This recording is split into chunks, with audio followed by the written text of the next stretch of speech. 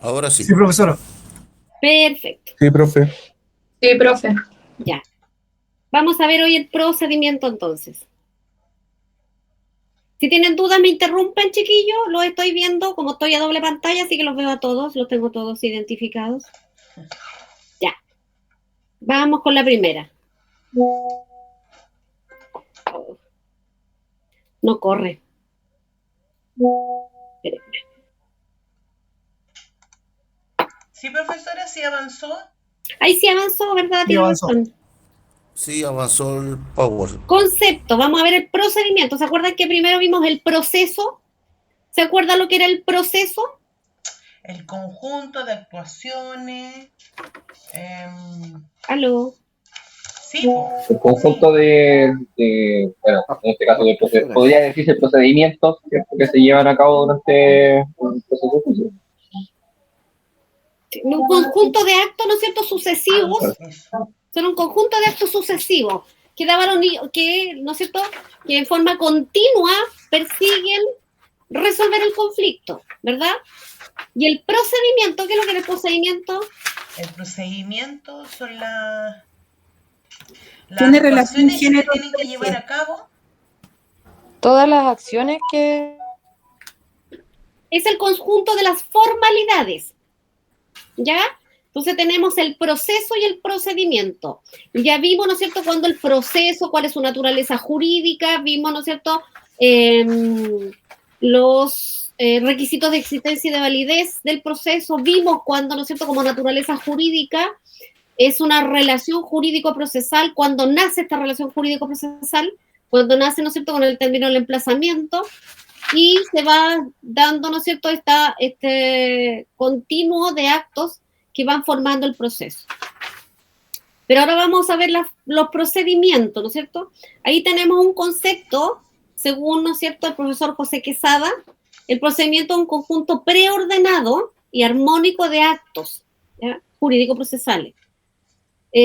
Según Mosquera, corresponde a un sistema racional y lógico que determina la consecuencia de actos. O sea, en el fondo es ¿no es cierto?, una consecuencia de actos, es un proceso, ¿no es cierto?, son actos sucesivos, pero aquí en este caso, ¿no es cierto?, son las formalidades que van dando fuerza a este proceso.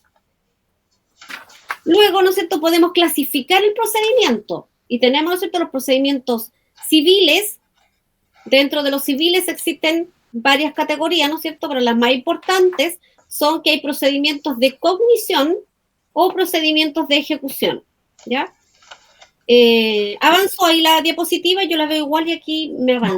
No, profe, no avanzó. El concepto. Tengo pegado el concepto. Ahí sí, meramente declarativos. Espérate.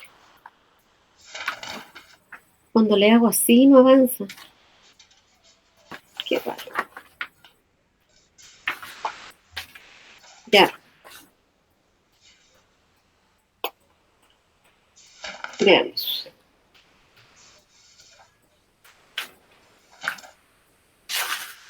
Entonces vimos la clasificación, ahí le estaba comentando, ¿no es cierto? La clasificación dentro de los grupos civiles, ¿no es cierto? Tenemos procedimientos de cognición o conocimiento y los de ejecución. Y aquí, ¿no es cierto?, tenemos dentro de este grupo, ¿por qué es relevante esta clasificación? Porque dentro de los procedimientos de cognición o conocimiento, ¿no es cierto?, ahí podemos clasificar el juicio ordinario civil de mayor cuantía y los de ejecución, el juicio ejecutivo. ¿No? Tenemos las grandes clasificaciones ahí.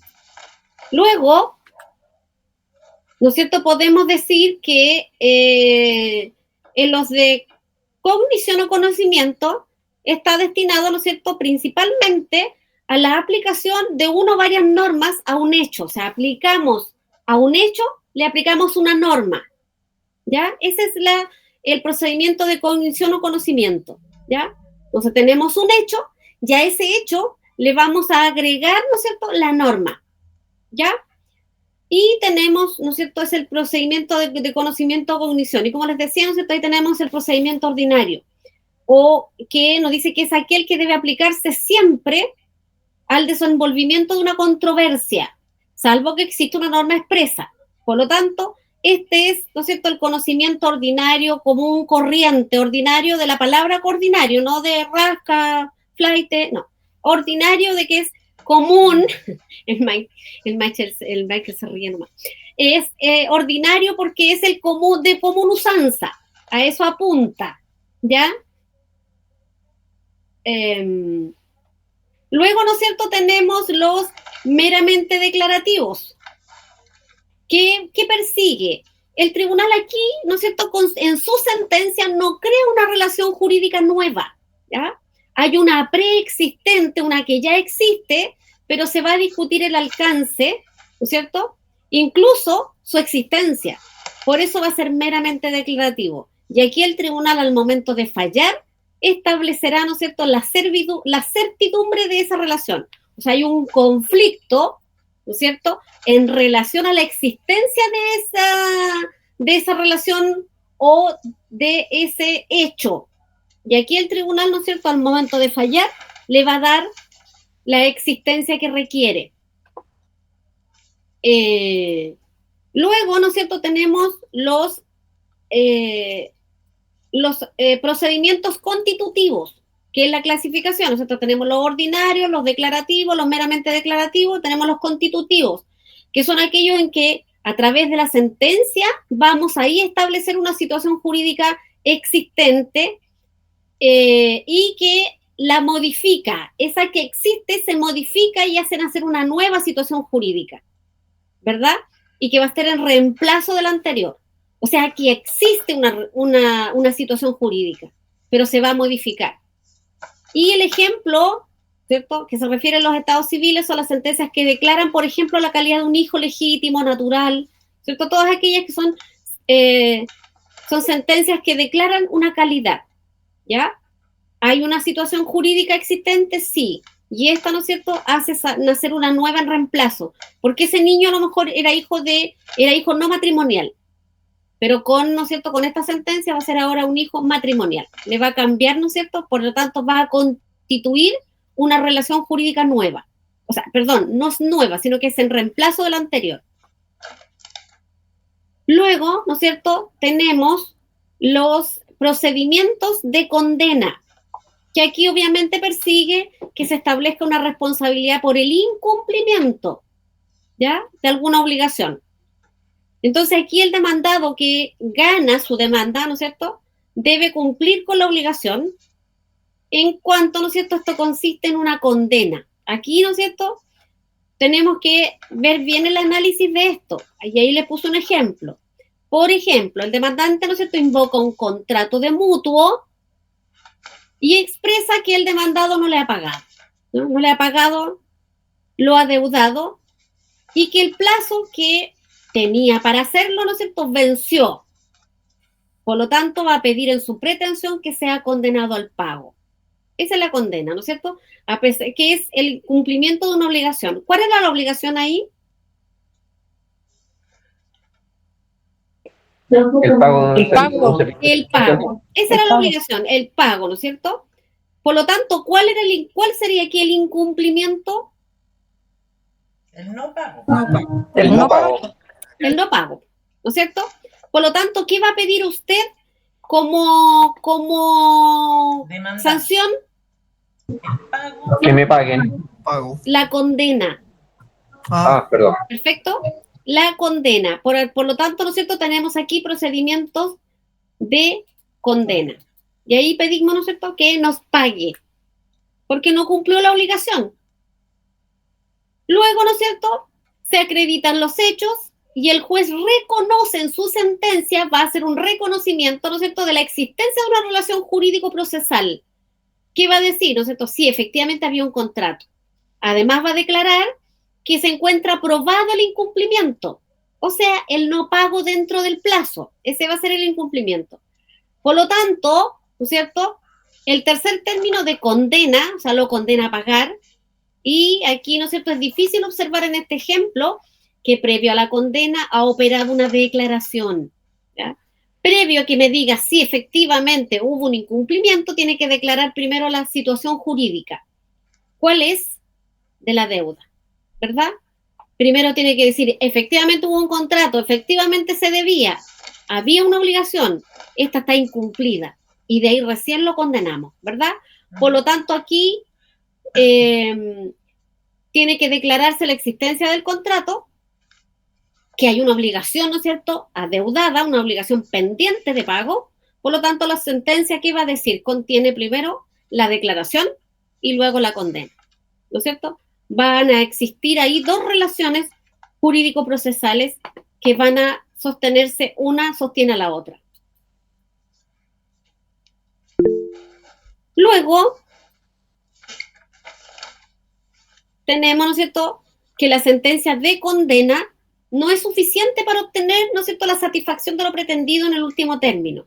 Por lo tanto, será necesario, ¿no es cierto?, luego, porque está la declaración, tengo la declaración, Ejecución. tengo el juicio ordinario declarativo con una sentencia, pero eso no es suficiente, tengo que cobrarme. ¿Y cómo lo hago?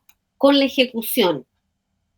Y ahí, ¿no es cierto?, vamos a ver que más adelante que vamos a tener dos procesos. Uno, que puedo cobrar dentro en la misma causa, ¿cierto?, que es el cumplimiento, o puedo cobrar a través de otro procedimiento que es el juicio ejecutivo. Y eso, ¿no es cierto?, tengo que cumplir ciertos requisitos. Esto no es, ¿no es cierto?, que a mí se me ocurrió tal proceso. No, hay que cumplir ciertos y determinados requisitos, ¿ya? Porque el incumplimiento incidental tiene un plazo. Y si ese plazo se venció, tenemos la otra vía. Por lo tanto, ¿no es cierto?, aquí hemos visto el procedimiento ordinario, ¿no es cierto?, que es una especie de procedimiento de cognición. Y a su vez, este se subdivide, ¿no es cierto?, en la de mera certeza, el constitutivo y el de condena. Y ya vimos, ¿no es cierto?, que en este procedimiento de cognición, primero el tribunal debe conocer, luego tiene la mera certeza, luego, ¿no es cierto?, realiza un acto constitutivo y luego condena. ¿Verdad? Veamos la segunda parte, ¿no es cierto?, de estos actos de cognición. ¿Y qué tenemos? Especiales, un procedimiento especial. ¿Y qué significa? Que es aquel que se le aplica, ¿no es cierto?, a ciertos asuntos que la misma ley ha previsto que sea de una manera especial, ¿ya? La misma norma nos dice que es un procedimiento especial, ¿ya? Y la fórmula.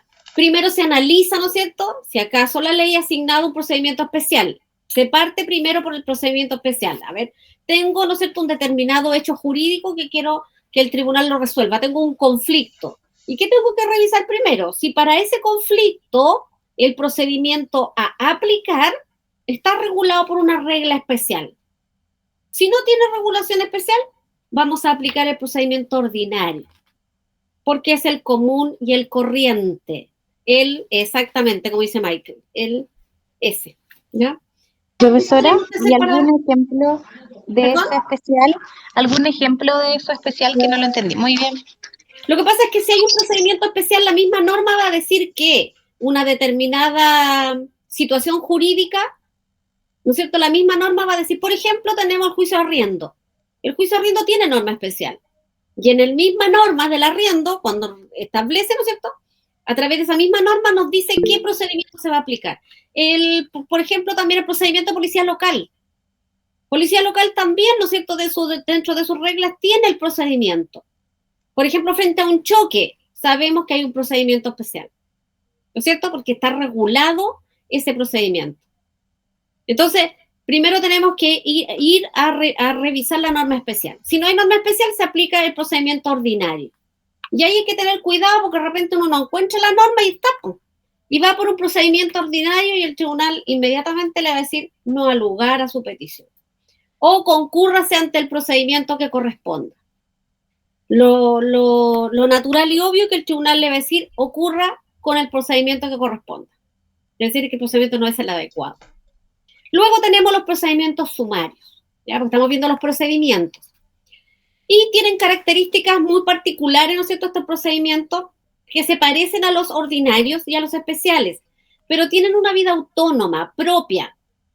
Y su aplicación se produce en aquellos casos, ¿no es cierto?, que la pretensión requiere una tramitación rápida para que ésta sea eficaz, tal cual lo dice el artículo 680 del CPC, ¿no es cierto? Se aplica el procedimiento sumario a aquellos hechos que por su naturaleza se requiere una tramitación rápida para que, ¿no es cierto?, lo que finalmente se concluye produzca eficacia, ¿ya? Y los sumarios participan, ¿no es cierto?, de características del ordinario, le saca, ¿no es cierto?, le copia algunas normas del ordinario, ya que también los sumarios son declarativos, también hay de mera certeza y también hay constitutivos. Además, ¿no es cierto?, van a participar de características especiales, porque tiene una tramitación concentrada. Por lo tanto, ¿no es cierto?, en este breve momento, en este breve espacio que hemos tenido de clase, hemos visto el procedimiento ordinario, que es el común y corriente, el procedimiento ejecutivo a través del cual puedo cobrar, ¿cierto?, tengo la condena, y tenemos el procedimiento sumario que necesita una tramitación rápida.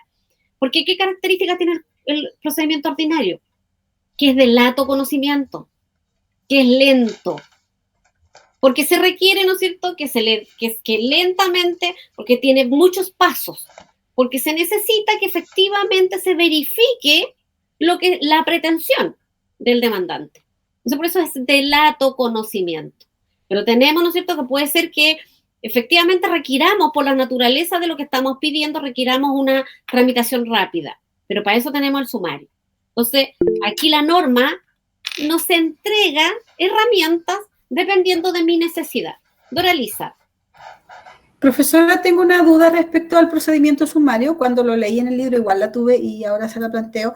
Este no es el procedimiento que corresponde a la investigación sumaria y que luego... No. Ah, ya. Esos son procedimientos especiales. Ya. Porque además estos son procedimientos. En cambio, la investigación sumaria no es un procedimiento, es una investigación. Solo se investiga, ¿verdad? Solo se hace la investigación y después, frente al resultado de esta investigación, se verifica si el resultado da origen a una sanción, porque puede no dar origen. En cambio, el procedimiento sumario tiene todas las características. La otra es una investigación, es un procedimiento especial. Gracias, profesora, me queda claro. Bien. Tenemos también, ¿no es cierto?, los procedimientos cautelares.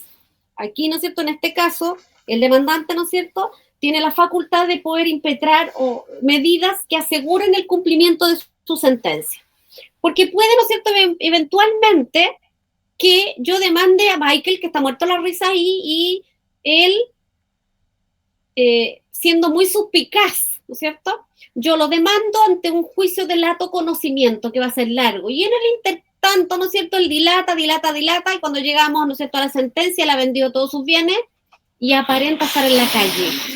Aparenta, ¿no es cierto?, no tener nada, porque traspasó todo. Entonces, ¿cómo la norma a mí me protege? Porque hay procedimientos cautelares, ¿no es cierto?, que tienen la característica de cautelar el derecho que probablemente se vaya, ¿no es cierto?, a establecer en el proceso.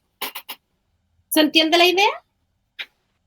Y ahí tenemos las medidas precautorias, ¿no es cierto? Las medidas precautorias precisamente es un procedimiento que se puede iniciar antes del proceso, durante, ¿no es cierto?, o con el proceso, y que persigue, ¿no es cierto?, asegurar el resultado del juicio. Por lo tanto, ¿no es cierto?, dentro de estas medidas precautorias tenemos la prohibición de celebrar actos y contratos. Si yo sé que Michael está vendiendo, ¿no es cierto?, los dos tenemos la relación jurídico-procesal iniciada, y tengo antecedentes que vendió el auto, después tengo antecedentes que vendió una bicicleta, tengo el antecedente que vendió la casa en la playa, tengo razones suficientes para presumir que se va a quedar sin bienes para no pagarme. Entonces le hago valer estos antecedentes y el tribunal, ¿no es cierto?, frente a su casa, la que está viviendo hoy día, ¿no es cierto?, ya vendió todo lo de alrededor, le pido al tribunal, ¿no es cierto?, que haya una prohibición de celebrar actos y contratos en la propiedad que él aún no ha vendido. Y la inscribo en el conservador de bienes raíces una vez que el tribunal me lo otorga. Por lo tanto, mientras dura el juicio, él no puede vender esa propiedad. Son mecanismos que la ley nos entrega, ¿no es cierto?, para asegurar el resultado del juicio. Doña Elizabeth, dígame. Profesora, y en ese caso, ¿se puede evitar que una persona haga una tercería si tiene de sus bienes o no, con estas medidas cautelares? Es que la tercería tiene otro objetivo. Ahí es un tercero ajeno al juicio que se ve perjudicado por la relación jurídico-procesal. Este es otro el sentido. Aquí estamos Ya. diciendo, estamos atacando, estamos todavía entre las partes. La ley me da seguridad, ¿no es cierto?, a través de procedimientos para yo asegurar el resultado del juicio. En cambio, la tercería son terceros ajenos que se vieron involucrados. Esa es otra figura jurídica. Don Michael. Profesora, en el ejemplo que usted daba, decía que, por ejemplo, ya, yo vendí toda la, bueno, mi casa en la playa, que por cierto, soñar es gratis, normal. Y me queda solamente mi casa, mi casita de habitación, ¿cierto? Y usted dice que ya, claro, la cautelar va a ir dirigida a que yo no pueda vender la casa en la que estoy habitando actualmente. Pero, ¿qué pasa con los bienes que ya fueron vendidos? Es que, ojo, que ahí hay que tener claro que si yo, ¿no es cierto?, puedo interponer esa acción y cautelar esa casa. Si con esa casa me da para pagar, no tengo problema. Pero en el caso, por ejemplo, que usted haya vendido todo, hay una norma también, hay un procedimiento que se llama acción pauliana revocatoria, que, ¿no es cierto?, está precisamente inspirada, como bien su nombre lo indica, revocatoria, que aquel, ¿no es cierto?, que se ha despojado de todos sus bienes maliciosamente, podemos retrotraer esos actos o contratos a fin, ¿no es cierto?, de que esta persona que está huyendo de su responsabilidad pueda hacerlo. Por eso se llama acción pauliana o revocatoria. Le van a revocar los actos o contratos que se haya realizado a fin de no perjudicar, ¿no es cierto?, a sus acreedores. Muchas gracias, profesora. Y ahora Así que lo que la menciono, sí, norma, lo había chiquillos, dicho hace un par de clases atrás. ¿Ah? Lo había dicho. De sí, hecho, ahora que lo menciona, también mencionado. Sí. Si ustedes se dan cuenta, ¿no es cierto?, la norma nos entrega muchas herramientas para poder ir lidiando en el proceso, ¿verdad? Nos entrega herramientas y, por lo tanto, ahora que estamos en reglas comunes, vamos conociendo a grandes rasgos todas estas herramientas y después ustedes los van a ir viendo paso a paso en cada uno de los avances que tengan, ¿no es cierto?, en materia procesal. Van a ir viendo, ¿no es cierto?, todas las medidas. Y ojo que todas estas medidas también las van a ver, ¿no es cierto?, que están muy relacionados en derecho civil, cuando vean bienes, ¿ya? Van a ver los bienes, la propiedad, la posesión, la mera tenencia y los modos de adquirir el dominio. Pero frente a todas esas instituciones jurídico-civiles que van a ver, si estas, ¿no es cierto?, se ven menoscabadas, se ve menoscabado su derecho, viene el derecho procesal, ¿no es cierto?, a salvar eso. Porque si me privaron de mi dominio, tengo acciones. Me privaron de mi posesión, también tengo acciones. ¿Verdad? O no se cumplieron las obligaciones. Ustedes tienen una asignatura que se llama obligaciones. De hecho, es doble, obligaciones 1 y 2, que van a ir conociendo todas las obligaciones que tiene todo sujeto. Y cada vez que esa obligación sea incumplida, van a conocer todas las obligaciones. Está el derecho procesal, a través de estas acciones que estamos revisando, para poder, ¿no es cierto?, legítimamente interponer la acción que la misma norma nos entrega para recuperar ese derecho, ese bien, o cumplir forzadamente la obligación, ¿ya? Para eso viene el derecho procesal. Por lo tanto, ¿no es cierto?, también tenemos en teoría las medidas prejudiciales, que también tienen una naturaleza jurídica precautoria, o sea, también es cautelar. Pero esta asimilación resulta un poquito forzada desde que las prejudiciales responden exactamente al concepto de cautelares, son medidas cautelares, que cuando ustedes el próximo semestre vean juicio ordinario civil de mayor cuantía, van a ver las medidas cautelares, ¿ya? Porque las medidas prejudiciales, dentro de las medidas prejudiciales está, ¿no es cierto?, la medida precautoria. Ahí las van a revisar todas. Por lo tanto, ¿no es cierto?, estos actos procesales se pueden solicitar antes de formalizar el juicio, durante o mientras que voy preparando este mismo proceso, ¿ya? Después lo van a conocer, estas medidas prejudiciales las van a revisar de una por una, qué quiere perseguir, porque tenemos las precautorias, las probatorias y las propiamente tales.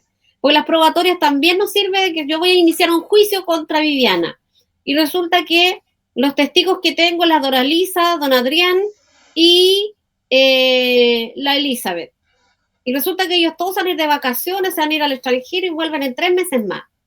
¿Me voy a quedar sin probar nada? O sea, la ley ahí también me da otra posibilidad, ¿no es cierto?, de solicitarle al tribunal, previo que inicie el proceso, le tome la declaración a ellos antes que se vayan. O sea, ahí tenemos otra ventaja, ¿no es cierto?, otra institución jurídico-procesal que viene a salvar, ¿no es cierto?, ciertas situaciones que puedan ocurrir. Doña Elizabeth, ¿tiene su mano levantada o se le quedó? Se me quedó, profesora, disculpe. No se preocupe. Después tenemos los procedimientos de ejecución, ¿no es cierto?, que estos tienden al cumplimiento forzado de una obligación, ¿no es cierto?, adeudada o incumplida, ¿ya? Y esta, ¿cómo se provoca? A través de un título ejecutivo, y este título va a tener fuerza suficiente para poder perseguir el pago de esta obligación. Y ahí tenemos los procedimientos ejecutivos. Ustedes van a tener un semestre completo de juicio ejecutivo más adelante, donde van a conocer este procedimiento, cómo se inicia, se puede iniciar previamente, todos los efectos propios de todo el juicio ejecutivo.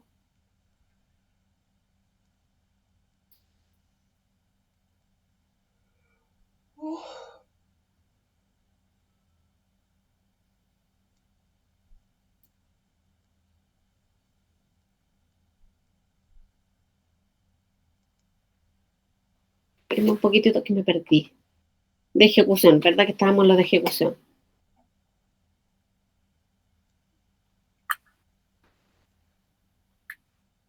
También, ¿no es cierto?, tenemos los procedimientos incidentales, ¿ya? Este es otro procedimiento. Estamos viendo toda la gama de procedimientos que están, ¿no es cierto?, regulados en el Código de Procedimiento Civil.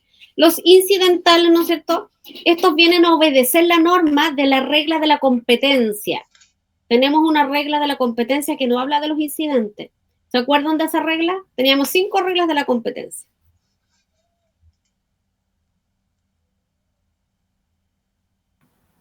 Que los La regla de la extensión.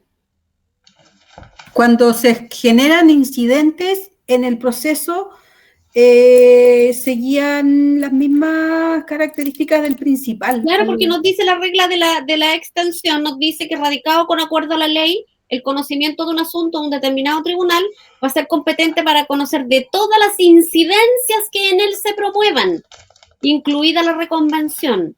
Pues ahí tenemos los incidentes. Pues ven, se fijan que de las reglas de la competencia nacen todos estos procedimientos. Pues ahí tenemos, ¿no es cierto?, que el tribunal va a ser competente para conocer de los incidentes. Y los incidentes, ¿no es cierto?, son procesos o procesos pequeños dentro de un juicio grande. También, ¿no es cierto?, son procedimientos, son cuestiones accesorias al juicio, pero que requieren el pronunciamiento de un tribunal. Lo requieren. Entonces, y se sigue entre el mismo tribunal, ¿no es cierto?, los incidentes se siguen entre el mismo tribunal que está conociendo del asunto. ¿Ok? Por lo tanto, ¿no es cierto?, estos procedimientos también nos vienen a salvar situaciones novedosas, ¿no es cierto?, que se vayan dando en el curso del proceso, porque pueden, ¿no es cierto?, resolverse cosas que dicen relación con el asunto principal y aparecen, ¿no es cierto?, otros elementos que es necesario resolver en el proceso. Y aparecen estos incidentes que el tribunal debe resolver, ¿no es cierto?, ya sea conjuntamente le va a ir dando curso o la deja para la definitiva. Cuando dicta la sentencia definitiva, se va a mencionar del incidente. Tenemos también, ¿no es cierto?, lo que son los procedimientos supletorios. Aquí, ¿no es cierto?, reciben una aplicación en los casos en que no hay medios compulsivos establecidos por la ley para cumplir una sentencia, ¿verdad? Y aquí son entregados al criterio del tribunal. Principalmente está dado, ¿no es cierto?, por las multas y los arrestos. Estos procedimientos, ¿no es cierto?, son total y absolutamente supletorios, pero la norma nos viene a salvar, ¿no es cierto?, cuando no haya que aplicar. Y aquí hay una clasificación de los procedimientos, ¿no es cierto? Están los penales, civiles, dentro de los civiles ahí están de cognición y de ejecución que vimos recién. De los de cognición están los extraordinarios y los ordinarios. Dentro de los ordinarios, ahí tenemos los sumarios, medidas cautelares, medidas prejudiciales y de ejecución. Y de los de ejecución también tenemos ordinarios, especiales, incidentales y supletorios. Aquí estábamos, ¿ves? Aquí vamos. Y vimos dentro de los ordinarios meramente declarativos, constitutivos de condena. Y de los ordinarios están los especiales, sumarios y cautelares. Y aquí llegamos con la última. ¿Me van siguiendo con el mono este que está aquí? Sí, ¿cierto? Ahí vamos. ¿Me fijan en este mono? Profesora, este mono voy a acompañar a la plataforma para que lo tengan. Vean de dónde va saliendo para que veamos la clasificación de los procedimientos que es necesario para que podamos tener en la cabecita cómo va funcionando todos estos procedimientos, cómo se van clasificando y cuál es la salvedad que nos vienen a dar. ¿Cuál es la ayuda que nos prestan? Pues nos prestan bastante ayuda a todos estos procedimientos. Profesora, Dígame. disculpe una consulta técnica. Y estoy siguiendo el libro y la verdad estoy un poco perdido en la materia. ¿No? ¿Qué parte del libro está lo que usted está hablando? Porque no lo encuentro. Está el proceso, está la acción y el procedimiento. Por más que lo busco, no lo encuentro. Lo que usted habló no lo encuentro en el libro. O la materia la está sacando del código. Lo que pasa es que los procedimientos sí está el procedimiento, pero lo que pasa es que en el texto que le sugerí está como desordenada un poco la materia, por eso yo se la paso de otra manera, porque la vamos ordenando y vamos entendiendo el contexto. Ok, vale. Ya, profesora, clarito. Porque Gracias. vamos viendo el contexto. Apenas Gracias. tenga el número, se la voy a subir en la plataforma para que vaya viendo las páginas, porque la idea es que usted vaya leyendo el texto y vea en el índice dónde está el procedimiento. Ya, profesora. Porque estamos haciendo el paralelo entre proceso y procedimiento. Vale, muchas gracias. Sigamos. Ahora vamos a ver los principios formativos del procedimiento. Acuérdense que la semana pasada vimos todo el proceso. Ahora vamos con el procedimiento. Y vimos también la semana pasada las diferencias, ¿no es cierto?, que habían entre proceso y procedimiento. Porque hay diferencias. Entonces la idea es que no se confundan y que crean, porque generalmente se utiliza el proceso y el procedimiento como palabras sinónimas, que se parecen, pero no lo son. Entonces, ¿cuáles son los principios formativos? Los principios que movilizan este procedimiento, ¿no es cierto? Y tenemos que los principios formativos, ¿no es cierto?, son aquellos que nos orientan y que nos dan toda la coordinación de los actos jurídicos procesales, ¿ya? Y que van generando, que van formando el procedimiento. Por lo tanto, ¿no es cierto?, todo este movimiento del proceso, ¿no es cierto?, nos van a inspirar a crear principios que el legislador debe captar, ¿no es cierto?, y instaurar en estos procedimientos. Necesitamos tener procesos formativos para que le den orden al procedimiento. Y aquí les puse un ejemplo. Una sociedad, ¿no es cierto?, que tutele los derechos sociales del trabajador deberá contemplar para sus leyes procesales laborales los principios de la gratuidad, oralidad, inmediación, sana crítica, prueba. Eso es lo que motiva. Por ejemplo, el ejemplo que ahí está clarito, ¿no es cierto?, que si el legislador quiere ordenar la sociedad y crea el derecho laboral, tiene que crear principios inspiradores. Recuerdan ustedes que el semestre pasado, cuando vimos el orgánico, vimos todos los principios formativos, ¿no es cierto?, que eran las bases que instituían, ¿no es cierto?, todos los tribunales, cómo los tribunales se iban a organizar. Y tenían principios, pues eran altos principios, ¿se acuerdan? La bilateralidad de la audiencia, la responsabilidad, la independencia, la inexcusabilidad. Teníamos un montón de procedimientos de principios que resguardan, ¿no es cierto?, la institucionalidad. Todos esos principios deben resguardar la institucionalidad. Aquí en el procedimiento, ¿no es cierto?, también vamos a tener principios que nos van a resguardar al procedimiento. ¿Quién es? Y estos principios, ¿no es cierto?, no son absolutos. Pero, ¿no es cierto?, no son absolutos y no impiden en un proceso determinado la vigencia del principio opuesto. Luego, ¿no es cierto?, tenemos la prevalencia del principio. Tenemos que ver qué prevalece, porque podemos tener choques de principios. Pero tenemos que ver cuál prevalece sobre los otros. Por lo tanto, ¿no es cierto?, los mismos principios que hemos mencionado para el procedimiento laboral, para darles el ejemplo, deben, ¿no es cierto?, deben regir también para el penal, para el de menores, hoy día no se llaman menores, se llaman de familia. En general, ¿no es cierto?, todas las materiales de derecho público y orden público deben tener principios. Por lo tanto, se deben regir por esos principios porque le da el sustento. Ya estamos. Todo procedimiento debe tener un sustento a través de principios básicos que lo resguarden para darle, ¿no es cierto?, certeza jurídica, porque la legislación, ¿no es cierto?, nos debe dar certezas. ¿Se entiende, chiquillos, hasta ahí? Sí. Sí. Sí, profesora. Sí, profesora.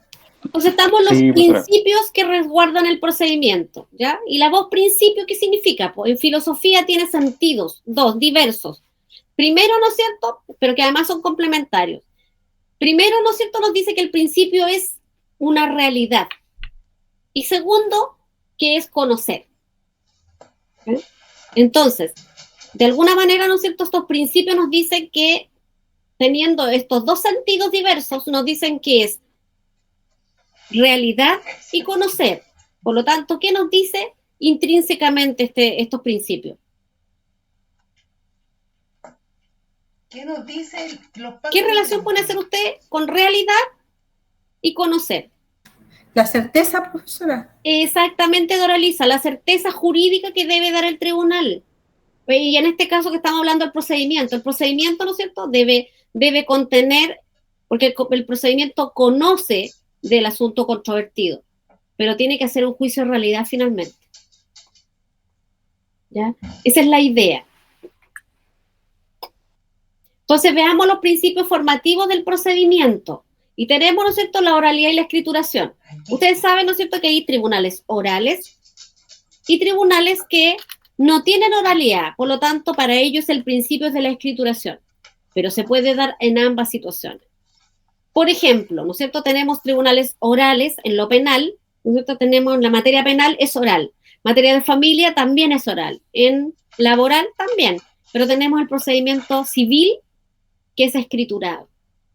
Pero ojo, la oralidad y la escrituración van sumamente ligadas, porque piensen ustedes que el primer acto procesal que hace la persona en un tribunal oral es escrito. Porque la demanda, ¿no es cierto?, ¿cuáles son los principales, los escritos principales que se dan en un proceso o procedimiento? Son la demanda, la contestación y la sentencia. Y esos tres elementos son escriturados. ¿Se fijan? Entonces, la oralidad y la escrituración, ¿no es cierto?, siendo relevantes ambas, se necesitan unas a otras porque aún el procedimiento siendo oral va a requerir, ¿no es cierto?, de escrituración, porque la demanda la tenemos que escriturar. Hay escrituración igualmente. Y ahí, ¿no es cierto?, como les decía, que está, obviamente, ¿no es cierto?, los procedimientos orales tienen como características, ¿no es cierto?, que suponen la inmediación y la concentración de los actos procesales, que es, ¿no es cierto?, la reducción en cuanto al número de actos procesales y tiempo de ejecución de los mismos. Por lo tanto, ¿no es cierto?, los procedimientos orales suponen inmediación y concentración. Suponen, por ejemplo, esto se radica principalmente, por ejemplo, en procedimientos de familia. En procedimientos de familia, ¿no es cierto?, hay inmediación y hay concentración. Y también, ¿no es cierto?, van acompañados de las reglas de la protocolización. ¿Qué significa esto? Reducir el escrito, ¿no es cierto?, a una acta. Por ejemplo, ustedes siempre van a ver en un procedimiento que si se realiza en forma oral, ¿no es cierto?, se toma la prueba de testigo, la declaración de parte, siempre se va a protocolizar en un acta y se va a acompañar al expediente virtual, ¿cierto? Y también la otra característica es un procedimiento simple, directo y rápido, en el caso de la oralidad, porque el juez, ¿no es cierto?, se constituye, vienen las partes, ¿no es cierto?, son citadas, vienen las partes y se resuelve el asunto ahí. Se resuelve, ¿no es cierto?, esa primera audiencia, en donde probablemente hagan una breve reseña a la demanda, una breve reseña a la contestación, se van a dictar los puntos de prueba y se van a ofrecer las pruebas. Entonces, por eso es rápido y concentrado. Dígame, Elizabeth. Profesora, ¿esas actas es de lo que se habla en el juicio? Claro, en los casos, porque estamos en la oralidad. Cuando es oral, ¿no es cierto?, sin perjuicio que sea oral, hay que levantar acta. O sea, hay que escriturarlo. Necesariamente igual se escritura. ¿Ya? Y las características del principio de la escrituración, porque todavía estamos en el principio de la escrituración, porque estamos de la oralidad, ¿no es cierto?, que ambos confluyen juntos. Se necesitan. Ambos principios van a estar siempre latentes. Y las características de la escrituración, ¿no es cierto?, sabemos que es lento, caro, quizás un poco más costoso que el oral, porque se instala, ¿no es cierto?, el tribunal, realiza la audiencia, toman nota y queda, ¿no es cierto?, en el sistema virtual. Pero el lento antiguamente, ¿no es cierto?, cuando el tribunal se tomaba la audiencia por el actuario, se escribía, había que firmarlo, era más largo y costoso. Y en el caso, ¿no es cierto?, de la escrituración, de los procedimientos escriturados, ¿no es cierto?, no permitían el contacto de las partes con el juez, porque lo hacía el actuario, y uno con suerte veía al juez. Hoy día con la oralidad se pretende precisamente que el juez tenga contacto directo con las partes, los conozca, sepa quiénes son, qué quieren, qué pretenden, etc. da mayor seguridad en la escrituración, ¿no es cierto? Porque estamos viendo el ejercicio. Como es más lento, vamos a ir viendo los procesos. Y también, ¿no es cierto?, da menos posibilidades de error. En el caso, ¿no es cierto?, de la actividad del juez al dictar las resoluciones, porque es más lento. Se va más despacio. En cambio, el oral es más rápido, ¿ya? Segundo principio que vamos a revisar, la publicidad y el secreto. Aquí, ¿no es cierto?, el procedimiento tiene un principio de publicidad que se debe respetar, ¿no es cierto? Que todos los procesos, ustedes saben que todos los procesos civiles son públicos, ¿verdad? A menos que, excepcionalmente, ¿no es cierto?, haya algún proceso que alguna de las partes pida que sea reservado. Pero eso hay que hacer la petición. Pero en realidad, ¿no es cierto?, todos los procesos son públicos. Por lo tanto, usted puede ir, ¿no es cierto?, a un tribunal penal y entrar a una audiencia, salvo que el tribunal diga que es reservado y tiene que tener un fundamento de esa reserva. Pero, ¿no es cierto?, también tenemos en contraposición, ¿no es cierto?, el principio del secreto. El secreto va a regir en materia penal, ¿cierto?, cuando hay procedimientos que no sean de público conocimiento, pero para aquello, ¿no es cierto?, tiene la razón lógica que es entorpecer el proceso. Entonces, si entorpece el proceso, obviamente el tribunal no va a conceder, ¿no es cierto?, la publicidad. Dígame, Elizabeth. En esos que son de seguridad nacional, por ejemplo, ahí Es que en general los procesos, ¿no es cierto?, el tribunal no le va a permitir la publicidad cuando vea que el hecho que comparezca gente, vea el proceso, va a entorpecer la investigación. Si lo entorpece el tribunal, ¿no es cierto?, va a hacer una reserva y no va a permitir que no participe otras personas. Pero siempre y cuando tiene que justificar, porque en general, ¿no es cierto?, la regla general es que son públicos. Eso es. El tercer principio, ¿no es cierto?, que es la inmediación y la mediación. Aquí, ¿no es cierto?, vamos a juntarnos con la inmediación. ¿Qué es la inmediación? Que las partes, ¿no es cierto?, se van a comunicar directamente entre sí con el juez. Va a haber una fluidez, ¿no? Pero también, ¿no es cierto?, aquí las personas van a intervenir en el proceso, mientras, ¿no es cierto?, que este principio no sea opuesto, ¿eh?, que es la comunicación indirecta. Pero aquí, ¿no es cierto?, ¿qué principio nos da este principio que nos otorga en el procedimiento? Que nos dice, ¿no es cierto?, que todas las partes vamos a confluir, nos vamos a ver, nos vamos a conocer, vamos a estar ahí, nos vamos a revisar, vamos a ver quién está al otro lado. Eso es la inmediación. Y que es un principio, ¿no es cierto?, del procedimiento. Y la mediación. La mediación, ¿no es cierto?, ¿qué nos permite? La mediación es indirecta, ¿verdad? Y que este es un procedimiento que rige el principio en la escrituración dispositiva. Por lo tanto, la prueba no la recibe el juez, sino un ministro de fe, cuando hay mediación, ¿no es cierto? Hay un ministro de fe, un actuario, un receptor, un mediador, que va a recibir la prueba. Aquí el juez no la recibe directamente y las partes puede que ni la vean. El procedimiento antiguo era de mediación. Hoy día, ¿no es cierto?, el procedimiento, por lo menos el procedimiento familia, es inmediación. ¿Qué otro principio tenemos también del procedimiento? La buena fe, ¿ya? Aquí, ¿no es cierto?, la buena fe obviamente sabemos que es un principio que está en casi todas las instituciones, más bien dicho. Porque en el Código Civil, los principios del Código Civil está la buena fe, ¿ya?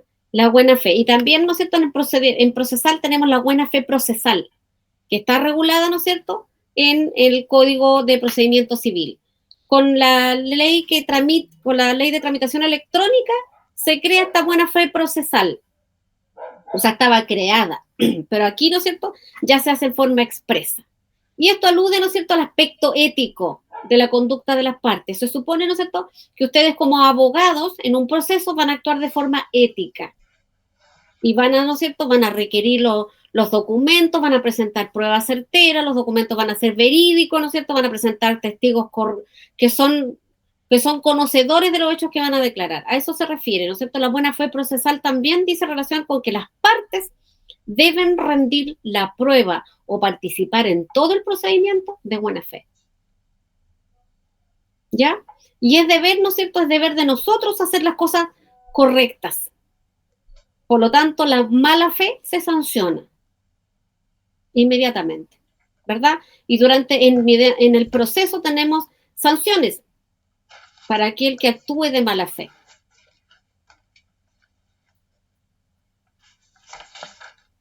¿Dudas, chiquillo? ¿No? ¿Vamos bien? Vamos bien. Y el otro principio que tenemos es la economía y gravamen, ¿ya?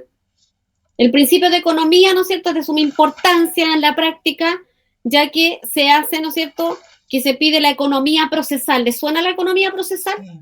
¿Cierto? Generalmente, ¿no es cierto?, está este principio que dice relación con que en un mismo escrito pidamos todas las cosas juntas y nos estamos presentando 10 escritos. Porque yo puedo presentar una prueba, ¿no es cierto?, que son 10 documentos. ¿Voy a hacer un escrito para cada documento? No. Y ahí, ¿no es cierto?, se aplica la economía procesal. Dice relación, ¿no es cierto?, que cada vez que yo tenga que hacer una petición al proceso, tengo que hacerlo todo junto, ¿ya? De concentración. También, ¿no es cierto?, dice relación con la acumulación de autos. Por ejemplo, en materia civil, si yo tengo un incumplimiento de contrato con indemnización de perjuicio, voy a hacer una sola demanda, no 2. Entonces ahí también tenemos que preocuparnos, ¿no es cierto?, de generar el menor trabajo al tribunal y que finalmente nos conlleve a hacer pretensiones distintas o hacer resoluciones que en definitiva se contravengan entre sí.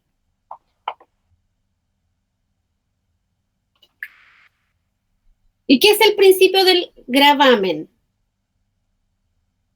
Un impuesto.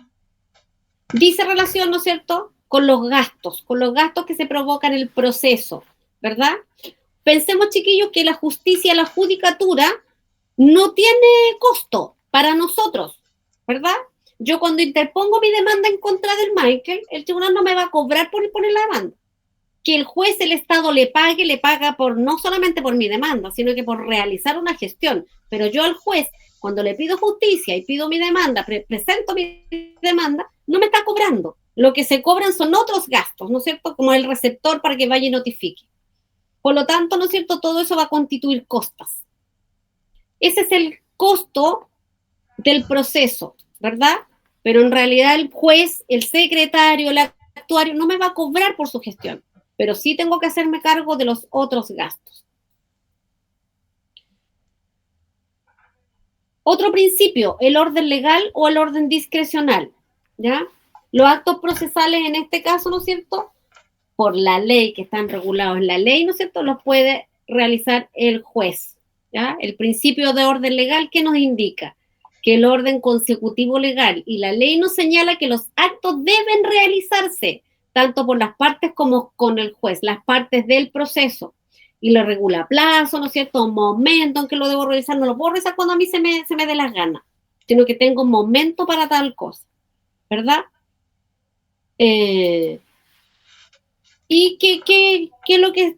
con qué nos beneficiamos en este caso, ¿no es cierto? Evita la arbitrariedad judicial.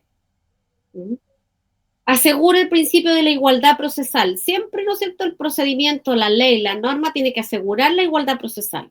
Y también nos va a asegurar que el desenvolvimiento lógico del proceso, que se vaya, ¿no es cierto?, realizando de acuerdo como la norma lo establece. Y aquí, ¿no es cierto?, se va a vincular con el principio de la preclusión. ¿Se acuerdan lo que era la preclusión? Yo no, profesora. Lo vimos la semana pasada. Era como el vencimiento de los plazos. Exactamente, cuando concluyen los plazos. Por eso, ¿no es cierto?, la norma, si no nos estableciera plazos, estaríamos eternamente en los procesos. Entonces, la norma nos tiene que decir cómo nos tenemos que regular, tenemos que usar la buena fe, la inmediación, ¿no es cierto? Todos estos principios que estamos todos estos principios que estamos ordenando al proceso, también está la preclusión. Nos da la ley plazos para poder ir cerrando los procesos, si no, no terminaríamos nunca. ¿Se fijan? Entonces la norma también aquí nos pone atajos, ¿ya? Luego tenemos el séptimo principio, que es de la prueba legal, libre elección o sana crítica. Esto dice relación, ¿no es cierto?, con la valoración de la prueba. Y estos principios, ¿no es cierto?, se aplican generalmente cuando hay un término probatorio y se inicia la prueba. Porque la prueba legal, ¿no es cierto?, la ley indica o regula los medios de prueba. La ley siempre nos va a decir qué medios de prueba tenemos que usar, No podemos usar el que a mí se me ocurra o inventar uno nuevo. La ley regula esto para hacerlo ordenado. Por eso, ¿no es cierto?, la ley nos dice qué mecanismos de prueba tenemos que utilizar. Y la ley está establecida, ¿no es cierto? Y nos dice que los medios de prueba son esto, ¿no es cierto?, que tenemos los instrumentos, los testigos, declaración de parte, presunción judicial,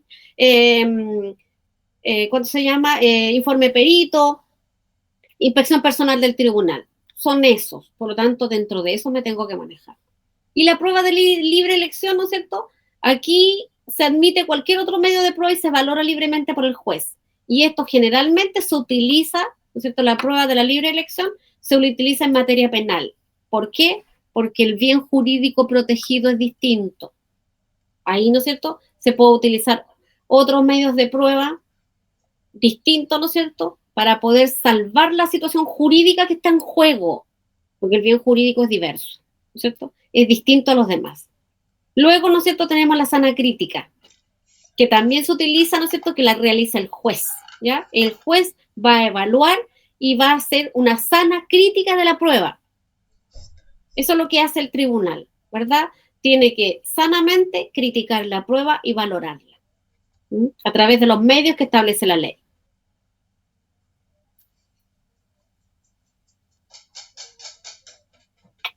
También, ¿no es cierto?, que otro principio tenemos, porque tenemos hartos principios. Tenemos el de la preclusión y la libertad procesal, que decíamos recién, ¿no es cierto?, que la ley nos establece plazos para realizar ciertos y determinados actos. Pero también hay ciertas ocasiones que la norma, ¿no es cierto?, nos deja libertad procesal, que nos pone plazo para que lo realicemos, ¿no es cierto? Realícenlo cuando sea necesario. Pero la regla general es la preclusión para avanzar en el proceso, ¿ya? Como que en este caso, ¿no es cierto?, la norma es un poco generoso y nos dicen, ¿sabe qué? Les voy a poner plazo porque si no esta cuestión no va a terminar nunca. Y aquí, ¿no es cierto?, en este caso las causales de la preclusión, del vencimiento del plazo, ¿no es cierto?, tienen ciertos, son diversos. Como por ejemplo el vencimiento del plazo, tenemos la incompatibilidad de actos. Si se contesta la demanda, ¿no es cierto?, ahí termina o vence el plazo para poder interponer la excepción. ¿Qué nos dice? ¿No es cierto?, que la preclusión tiene distintas maneras de poder plasmarse, ¿ya?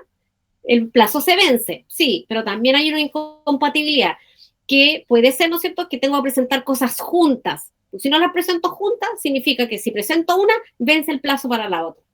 Y la consumación, que es la ejecución de un acto no pudiendo ser repetido. O sea, si presento la demanda una vez, no tengo que presentarla 2 veces. Si presento la contestación una vez y la presento la segunda vez, a menos que sean hechos nuevos, ¿no es cierto?, o que diga relación con algo, pero no puedo hacer actos, duplicidad de actos, ¿ya? Porque me va a crear un problema en el proceso y puede que tenga vicio de nulidad. Luego tenemos, ¿no es cierto?, la unilateralidad y la bilateralidad como principio, ¿ya? Según si el juez debe escuchar a una sola parte o a ambas. ¿A quién va a escuchar? La bilateralidad se denomina también contradicción, cuando tenemos el legítimo contradictor. ¿Qué significa eso? Que tenemos un otro que va a estar litigando conmigo. Y la unilateralidad significa que no tengo legítimo contradictor, que voy solo, ¿verdad? Y esto es, ¿no es cierto?, que hay que oír a la contraparte, ¿no es cierto? Así como yo pido justicia al juez, el juez también, ¿no es cierto?, yo una vez que nazca la relación jurídico-procesal, que notifique al otro, contestó, a él también lo tiene que escuchar, ¿no? Lo tiene que escuchar a los dos, salvo que haya unilateralidad, ¿no es cierto?, en ciertos y determinados casos, que es la excepción. Pero el juez, ¿no es cierto?, tiene que brindarle certeza a ambas personas, porque yo motivé a Michael, porque yo lo jodí, porque yo lo demandé, por lo tanto, yo demandé su presencia, y él también tiene derechos que tiene que recurrir, ¿no es cierto?, y él tiene que hacer valer sus derechos y sus plazos. Por lo tanto, el juez también lo tiene que escuchar. Luego tenemos el principio dispositivo e inquisitivo, ¿ya? Aquí hay ciertas materias, ¿no es cierto?, que se ven a través de estos principios y son de gran importancia en el proceso, ya que extienden tanto al derecho material como al procesal, ¿ya? El inquisitivo se ocupaba antes en materia penal, ¿ya? Y luego, ¿no es cierto?, nos cambió el proceso. Con el nuevo proceso penal, ¿no es cierto?, se cambió la visión como se estaba viendo el proceso. Por lo tanto, ¿no es cierto?, dice relación con el impulso procesal. Los actos dependen de las partes, las que estamos, ¿no es cierto?, en un principio dispositivo. Las partes, ¿no es cierto?, tienen que darle movimiento, tienen que realizar los actos para que esto vaya avanzando. Tenemos el impulso procesal, pero aquí, ¿no es cierto?, entre las partes en materia civil hay uno que tiene el impulso procesal. ¿No es cierto? No es uno, son los tres. Porque si el demandado deja pasar el plazo y no pasa nada y nadie hace nada, no vamos a avanzar. Entonces, por lo tanto, esta tríada que vimos la semana pasada, tenemos una tríada, ¿no es cierto? Tenemos el demandante, el demandado y el juez, tienen que hacer lo óptimo, de buena fe, como dice al principio, y darle celeridad al proceso a fin de concluirlo, ¿no es cierto? Y de resolver el asunto litigioso. Eso tenemos que hacer. Entonces, tenemos máximas aquí, ¿no es cierto?, en el principio dispositivo. Todo proceso comienza con la interposición de la acción, o sea, la demanda. Ahí tenemos el impulso por el demandante, ¿cierto? Y aquí, que moviliza al órgano jurisdiccional, ¿verdad? Y tenemos la determinación de los hechos, que corresponde, ¿no es cierto?, a las partes en juicio. El juez no puede fallar sobre hechos que no se han alegado. Por lo tanto, aquí tiene restricción el proceso, ¿no es cierto? Si usted no requiere al órgano jurisdiccional, él no va a adivinar que usted quiere, ¿no es cierto?, demandar al Michael porque hizo tal o no cumplió su contrato. Aquí, ahí tiene que haber una acción, ¿ya? No una inacción. Y el proceso, ¿no es cierto?, el juez debe fallar sobre solo los hechos que se alegan. Jamás puede, ¿no es cierto?, se puede alegar en el proceso hechos que no se han tocado, que las partes no lo han ventilado o que no lo han puesto a disposición del juez. ¿Ya? De hecho, es más, el tribunal no puede otorgarle a las partes más de lo que han pedido. No puede, ¿ya? Porque hay una sanción para el juez. Ultrapetita. También tenemos la prueba de los hechos, que esta siempre va a corresponder a las partes, ¿no es cierto? La carga procesal es de las partes. Yo alego, yo pruebo. Y solo en forma excepcional el juez puede decretar medidas para mejor resolver. Solo, ¿no es cierto?, cuando tiene dudas. No le creo mucho al Michael, no le creo a la Viviana. A ninguno de los dos le estoy creyendo. Él demandó, demandante, demandada. Entonces el tribunal, para poder salvar eso, de que no le estoy creyendo y que las pruebas no son tan racionales, no me están convenciendo. Entonces el tribunal tiene esta facultad, ¿no es cierto?, a través de las medidas para mejor resolver. ¿Qué va a pedir prueba? Va a pedir prueba. A ver, los testigos que vengan de nuevo aquí a declarar, o preséntenme algún documento, exhíbanme algo. Ahí el tribunal va a determinar qué le hace falta para poder resolver la contienda de mejor manera. Entonces es también una facultad que solo tiene el tribunal, pero la obligación la tienen las partes. Las partes, ¿no es cierto?, las partes pusieron al tribunal en esta disyuntiva, por lo tanto, todos los hechos relatados se tienen que probar. Cuando se moviliza, ¿no es cierto?, el aparataje jurisdiccional, hay una máxima, que siempre decimos, lo que se dice se tiene que probar. Por lo tanto, todo lo que yo digo en la demanda lo tengo que probar. Y hay que tener ojo, porque de repente los abogados se van en la volada a poner 1000 cosas. Sí, pero todo eso lo tengo que probar. O de repente la contestación, hacen unas contestaciones de, no es efectivo tal situación porque yo no firmé el contrato está ahí acompañado. ¿Se fijan? O no firmé el contrato porque nunca fuimos a la notaría, no sé qué más, ya, pero pruebe que no fue, po. ¿Y cómo se prueban los hechos? Si yo, todo lo que digo, tanto para el demandante como para el demandado, se tiene que probar. Por lo tanto, hay que tener ojo a la hora de reaccionar y de redactar. Después tenemos la impugnación, ¿no es cierto?, que también es un impulso de la parte. Si no se efectúa el acto ilegal o injusto, se convalida por el tiempo. ¿Qué significa? Que si yo no estoy realizando el acto de buena fe, parece que la buena fe es un principio.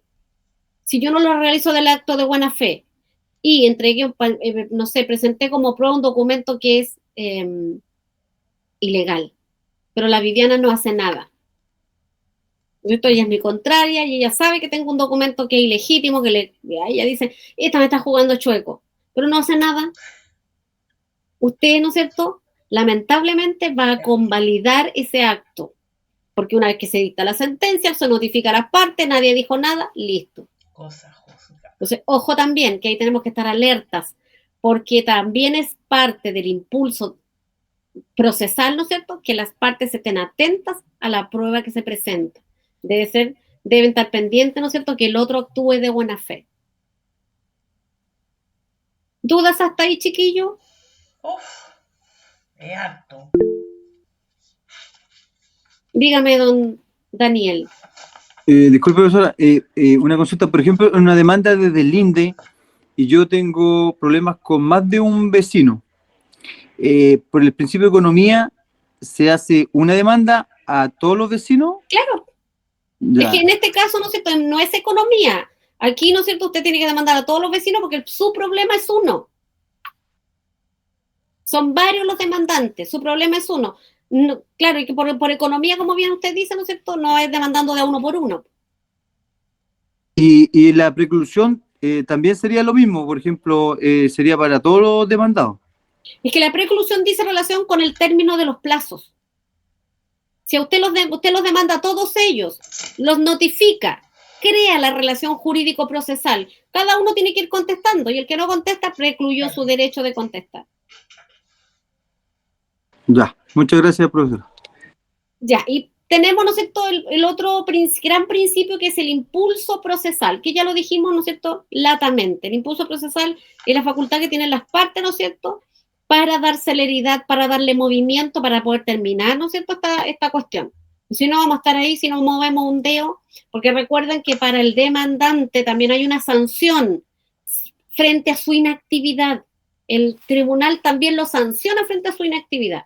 ¿Y qué es lo que es? Que el demandado puede pedir, ¿no es cierto?, el abandono del procedimiento.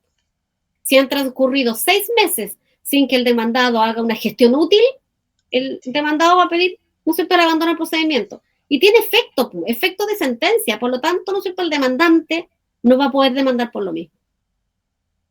Entonces ahí, ¿no es cierto?, el demandante tiene que estar alerta, tiene que realizar las gestiones que el proceso le indica, porque si no, lamentablemente, ¿no es cierto?, el proceso no va a avanzar y puede ser sancionado. Eso es. ¿Dudas, consultas, chicos? Uf.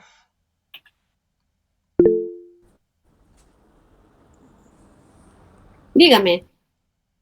Hola, profesora. ¿Tendrá el código del Classroom, por favor? El código del Classroom. Espérenme un segundito. Se lo voy a anotar aquí en... Copiar. Se lo voy a anotar aquí en el chat. Gracias. Ahí está. Gracias. ¿Quién más? Don Miguel está con la mano levantada, cuénteme. Profesora, disculpe que la moleste. No es molestia. Tengo, yo no sé si me lo salté yo o qué, pero tengo, por ejemplo, el 10º, que es el principio, que es el dispositivo inquisitivo, y luego me salté al 12. No sé qué me falta entre medio. A ver qué le faltó. Veamos qué le faltó entre medio. Del 10 saltó al 12. Sí. ¿El 11 cuál era? ¿El 11? Sí. Sí, el 11. El 11. También me pasó lo mismo. Yo también me salté, sí. Me salté del 10 me salté el 11. No tengo el 11, lo numeré mal. Ah, perfecto, gracias. Sí, está bien. Gracias por su acotación. Eso, chiquillo, por hoy. Ahí tenemos todos los principios. Por eso les preguntaba, ¿dudas, consultas? No, profesora. ¿Estamos bien? Yo, profesora. Voy a buscar la materia en el libro. Eso, búsquela en el libro y denle otra vueltecita, porque todas las semanas, al inicio de la clase, yo pregunto dudas, consultas, después que han mirado el libro para que los resolvamos. Así es que échale una miradita al texto. Sobre todo, chiquillos, échale una mirada a los principios del procedimiento. No lo tengan, ojo, que no confundan los principios que vimos el semestre pasado con las bases, ¿ya? Que son los principios que movilizan al aparataje judicial, el macro. Ahora estamos viendo el micro, que es, ¿no es cierto?, los principios del procedimiento. Ya, eso es lo que estamos viendo ahora, los principios del procedimiento, y que de alguna manera, ¿no es cierto?, nos ayudan a poder llevar a cabo el procedimiento en buena lid, de buena manera, que no haya problemas, que después finalmente, ¿no es cierto?, no haya un recurso de nulidad, una nulidad procesal, ¿no es cierto?, que me perjudique el proceso en definitivo. A ver, ¿a quién tengo? Giselle, cuénteme. Tiene su mano arriba, ahí la bajó. Ahora tengo la Elizabeth. Profesora, yo quería preguntarle si tienen algún grupo de WhatsApp en esta clase para No poder lo sé. incluirme. Lo desconozco. Chiquillo, en todo caso, para que ustedes sepan, ¿no es cierto? El mecanismo de válido formal de comunicación es el Classroom. Si ustedes tienen un grupo de WhatsApp aparte y la idea traten de no desinformar, tengan cuidado con eso. Pues de repente uno pregunta una lecera, el otro contesta a otra y se va diluyendo hacia abajo, así que ojo con eso. Pero la plataforma, ¿no es cierto?, formal es el Classroom. Si tienen dudas, consultas, ustedes me escriben ahí, yo lo tengo que estar mirando para contestarles sus dudas o consultas. La semana que viene tenemos clases normales, profesora, o hay pruebas. Parece que tenemos la prueba la próxima semana. Sí. Por eso les pregunto las dudas o consultas. Pero según lo que subió al Classroom, profesora, la prueba es el 14. Al 14, si entonces no es la próxima semana. Nos Vale. quedan un par de clases más. Ya, profesora, muchas gracias. Ya, José y Viviana. Gracias, Patricio. Profesora, ¿me escucha? ¿Sí? Disculpe, buenas noches. Como me integré hoy día a su clase, la bibliografía solamente es Casarino, el tomo 2. Es que la bibliografía, si usted entra al SGU, está el programa, y en el programa abajito, de hecho también está publicado aquí en el SGU, el programa al final abajo hay bibliografía. Igual que le echen una miradita ahí si quieren interiorizarse más de otras cosas, de otros textos, que no es malo. Revisen, ¿no es cierto? Aquí tengo el programa de la asignatura, a ver qué nos sugiere, qué nos está sugiriendo. Veamos. La literatura, uy, hay harto. Tiene Casarino, que es el primero, que el que estamos viendo. El tomo 2. Manual de Derecho Procesal, tomo 3. Los códigos, por supuesto. Díaz Uribe, curso de Derecho Procesal. No lo conozco mucho a él. Silva Montes, textos virtuales también aquí hay en la plataforma. Vean en el SGU, chiquillo, en el programa, porque aquí están los textos. El código orgánico, bibliografía complementaria, está Casarino, Manual de Derecho Procesal, Quesada Meléndez, ¿quién más está? Rodríguez Garcés. Hay varios textos, chiquillos, si ustedes quieren profundizar o darle otra mirada. Pero el principal es Casarino, por eso está publicado y lo subí también. ¿Quién más sigue? Dora Lisa. Compañera Elizabeth, nosotros tenemos un grupo de WhatsApp que es de todos los compañeros, por si desea puede dejar su número ahí y la agregamos, pero es como de todos los niveles. Pero no hay un grupo especial para derecho procesal, para que ella sepa. Ya, ¿algo más, chiquillos? ¿Alguien se opone que terminemos la clase? No, por supuesto. No, profesor. Muchas gracias. Muchas gracias. ¿Nadie se opone? No, absolutamente. No, para nada. Un voto de 100. Nadie se opone. Ya, pues, chiquillo. Chao, buenas noches. Échenle una mireta a los principios, que son lo más importante, los principios y la clasificación de todos los procedimientos. Okay. Ya la clasificación y los principios. Denle una segunda vuelta y la próxima semana le echamos una revisadita si es necesario. Los principios son sumamente relevantes, chiquillos, porque cada vez que va avanzando el proceso se aplican estos principios. Son ultra aplicables porque uno entiende, si uno entiende los principios, cómo se van aplicando. Uno puede entender el proceso de otra manera, le va dando forma al proceso. Porque no son actos que yo presente la demanda, el tribunal me hace el control de admisibilidad, ¿no es cierto? Me saca la resolución y te notifico. Y parto el proceso. No es tan así. Todo tiene una lógica, tiene un sentido, ¿ya? Y ese sentido es el que tenemos que entender. Y ese está basado en los principios, en las bases, ¿no es cierto?, de la competencia y la jurisdicción. Ahí está, ¿no es cierto?, son las bases, son como son los cimientos de todos los procedimientos. Tenemos que tener claro la jurisdicción y la competencia. ¿Se fijan que yo varias veces le he vuelto hacia atrás con la competencia? Las reglas de la competencia nacen muchas instituciones jurídico-procesales. Y así que traten de ir combinando la materia y un poco dándole sentido, porque ustedes van a poder comprender mejor cómo nace, ¿no es cierto?, este derecho procesal que persigue, que quiere, que hace, ¿cierto? Este derecho procesal no es baladí, viene, ¿no es cierto?, a otorgarnos paz social. Y cuando la paz social se ve quebrantada, ¿no es cierto?, necesitamos al derecho procesal para que esa paz social sea restaurada. ¿Ya? Ok, Ya, profesora. pues, chiquillos, nos vemos la Buenas próxima noches. semana, cuídense, que estén muy bien. Buenas noches. Profesora. Gracias, profesora. Profesora, buenas noches. Profesora, gracias. Víctor. Realiza